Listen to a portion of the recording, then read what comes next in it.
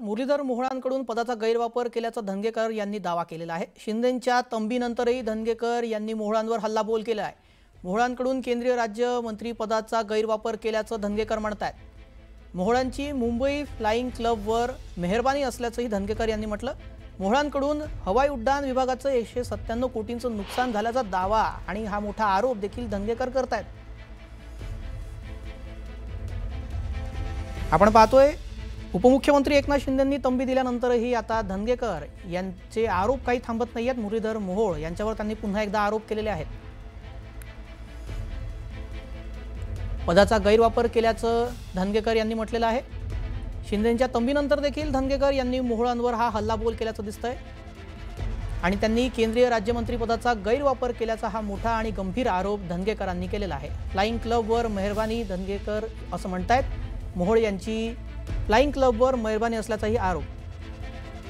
या संदर्भात चर्चा करण्यासाठी शिवसेना नेता रवींद्र धनगेकर हे आपल्याशी जोडले गेलेले आहेत। धनगेकरजी, आता आपण एकनाथ शिंदे यांनी या संपूर्ण वादावर पडदा टाकला, हा वाद संपेल असं म्हणतायत, तरी आपण सातत्याने आरोप करतायत, काय आता नवीन हे प्रकरण? आता शिकतर साहेब बोललेत आणि ट्विट माझे 1-2 तासापूर्वी होतं, पण त्याच्यामध्ये आम्ही त्यांचा आरोप करत नाही, खुलासा मागतोय की तो खुलासा ह्या कंपनीला तुम्ही 200 कोटी रुपयापर्यंत कशी काय माफी दिली आणि विशाल गोखले कसा काय त्या प्लेन मध्ये फिरतोय याचा खुलासा त्यांनी केला पाहिजे, एवढंच माझं मत आहे। आणि विशाल गोखलेने जर तिथं तिकीट काढलं असेल किंवा पैसे भरले असतील तर त्याची पावती आम्हाला त्यांनी सादर केलं पाहिजे। आणि ह्या ज्या कंपनीमध्ये विशाल गोखले बसलेत त्या विशाल गोखलेनी ह्या कंपनीची विमान जे काय आहे ते का वापरलं हा त्यातला ते टाकले ट्विट। पण मी याच्यावर आता जास्त बोलणार नाही, त्याची पूर्णपणे तयारी माझी झालेली आहे। बरं मोहोळजी, या संदर्भात खुलासा करतीलच आपली जी मागणी आहे, मात्र एक प्रश्न शेवटचा तो म्हणजे असा की आपण म्हणताय की केंद्रीय राज्यमंत्री पदाचा गैरवापर केला, कशा प्रकारे गैरवापर केला, काय हा आरोप? नाही, आता जो खुलासा आहे ना, हा खुलासा आला मी बोलतो ना, मी खुलासा मागितला तुमच्या माध्यमातून। नाही, पण पदाचा गैरवापर केला असं म्हणताय तुम्ही?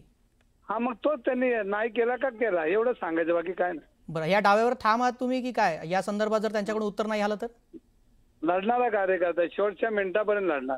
बरं, धन्यवाद धनगेकरजी, आपण या संदर्भात न्यूज 18 लोकमतशी चर्चा केली। आपण पाहतोय या प्रकरणामध्ये रवींद्र धनगेकर हे न्यूज 18 लोकमतशी बोलत होते आणि त्यांनी या संदर्भात मोहोळांनी खुलासा करावा अशी मागणी ते करतायत। या प्रकरणामध्ये त्यांनी 200 कोटी कसे काय माफ केले या कंपनीचे असा सवाल त्यांनी उपस्थित केला आणि याबाबत मोहोळ यांनी खुलासा करावा असं ते म्हणतात। या प्रकरणामध्ये आपण पाहतोय एकनाथ शिंदे यांनी धनगेकरांची भेट घेतली, त्यानंतर त्यांना समज दिल्याचं समजतंय, मात्र तरी पण या प्रकरणात जे आरोप आहेत ते त्यांच्याकडून सातत्याने सुरूच आहेत।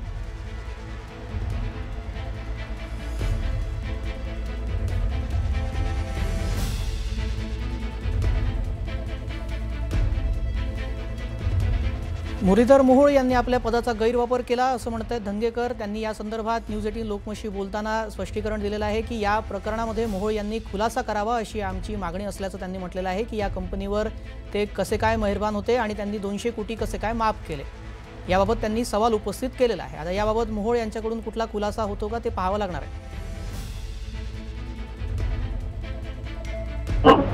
स्वतः रवींद्रजी धनगेकर आपल्या सोबत आहेत आणि त्यांच्याकडनं जाणून घेऊया की नेमकं त्यांचं एकनाथ शिंदेशी काय बोलणं झालं। खरं तर भाऊ, अगदी सगळ्यांना उत्सुकता होती की एकनाथ शिंदेंना भेटल्यानंतर ते काय बोलतील, तुमचं नेमकं काय बोलणं झालंय?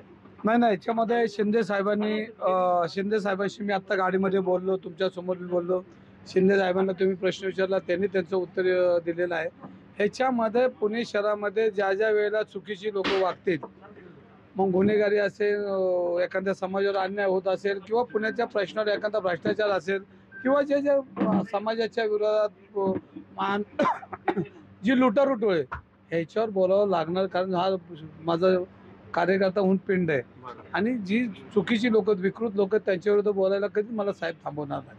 पण ह्याच्यामध्ये साहेबांनी मला सांगितलं की 2 दिवसात आपण विषय मिटवून टाकू, म्हणजे ते माझ्या बाजूने की त्यांचा म्हणणं की जैन मंदिर हे जे पद्धतीने हा भूखंडाचा व्यवहार झाला, ह्या ज्या टोळीच्या गराड्यात पडलेलं हे मंदिर आहे, हे मंदिर मी माझी त्यांची ती भूमिका आहे, ते म्हणजे याच्यामध्ये मी तुला थोडं बोलताना स्पष्टच म्हणले की दोस्तीत कुस्ती नको, महायुतीचा धर्म पाळायचा आहे आणि तशा पद्धतीच्या सूचना तुम्हाला दिल्या आहेत। नाही, त्यांचं असं म्हणत की दोस्ती वाढवा, पण दोस्ती कधी वाढणार आहे?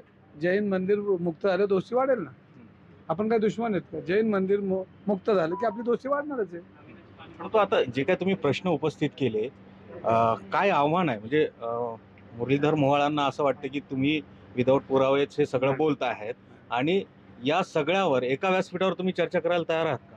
तुम्ही म्हणाल तिथं मी येतो म्हणून. नाही, मुरलीधर मोहोळांना तुम्ही आव्हान कराल का? नाही ना, आता आव्हान काय करायचं? आता तुम्ही जर एखादी गोष्ट एखाद्या चोराने चोरली तर त्याला काय विचारायचं? त्याला सजाच, नाहीतर रिकव्हरी. जैन समाजाची रिकव्हरी दिली पाहिजे.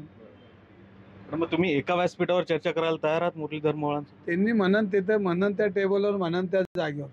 शेवटी हा माझा जैन समाज हा आपली भावना आहेत, आपले श्रद्धा आहेत. कारण आम्ही 12ही महिने एखादा कार्यक्रम असेल तो जैन समाजाच्या परिवारांबरोबर आमचं काम करतो.